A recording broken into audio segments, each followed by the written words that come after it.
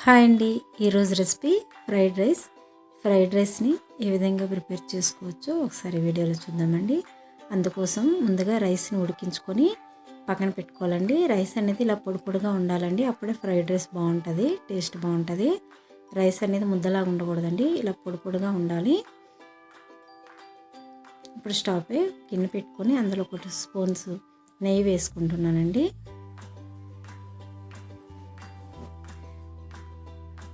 జీడిపప్పు వేయించుకొని ఒక ప్లేట్లో తీసుకొని పక్కన పెట్టుకోవాలండి.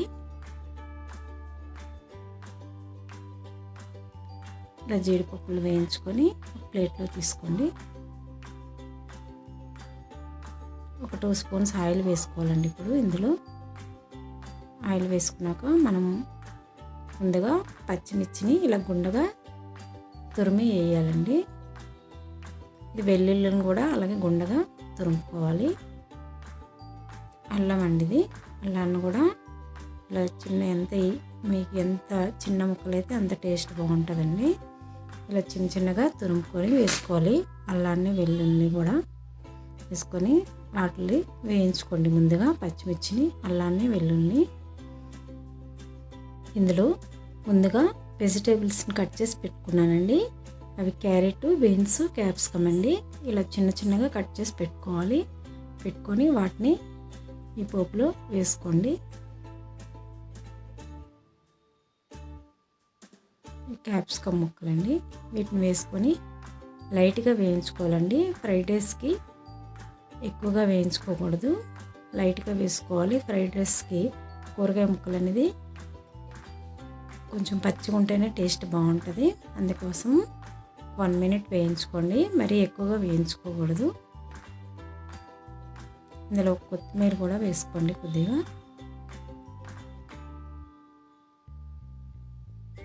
వేసుకొని ఒకసారి కలుపుకోవాలి. ఈ కూరగాయ ముక్కలకి ఎంతైతే సాల్ట్ అవసరమో అంత వేసుకోవాలండి. అన్నం మనం ఉడికించుకుంటాం కదండి, ఆ రైస్లోనే రైస్ సరిపడినంత సాల్ట్ వేసుకొని ఉడికించుకోవాలండి. అందుకోసం ఈ కూరగాయ ముక్కలకి ఎంత సాల్ట్ అవసరమో అంతే వేస్తున్నాను. ఈ రైస్లో సాల్ట్ రైస్ సరిపడినంత వేసుకోవాలి రైస్ ఉడికించేటప్పుడు. ఈ రైస్ని అందులో వేసుకొని కలుపుకోవాలండి. ఫ్రైడ్ రైస్కి ఎప్పుడైనా రైస్ అనేది ఇలా పొడి పొడిగా ఉండాలండి, మెత్తగా ఉంటే టేస్ట్ బాగోదు. ఈ విధంగా రైస్ని వేసుకొని బాగా మిక్స్ చేసుకోండి. ఆ కూరగాయ ముక్కలు రైస్ కలిసేటట్టుగా బాగా కలుపుకోవాలండి. ఇందులో వేయించుకుని ముందు పెట్టుకున్నాం కదా జీడిపప్పును కూడా వేసుకొని ఒకసారి కలుపుకోండి. ఇలాగ అన్నీ కలిసేటట్టుగా ఒకసారి కలుపుకోవాలి బాగా.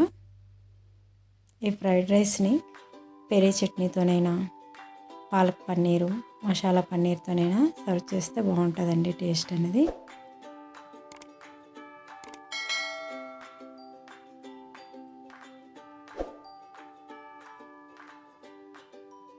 రెడీ అయిపోయిందండి ఫ్రైడ్ రైస్ అనేది. ఒక సర్వింగ్ ప్లేట్లోకి ఇలా తీసుకొని ఈ ఫ్రైడ్ రైస్ని పెరుగు చట్నీతో సర్వ్ చేస్తే చాలా టేస్టీగా బాగుంటుందండి.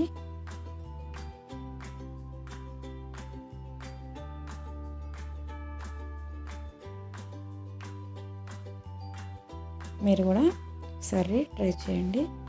Thank you.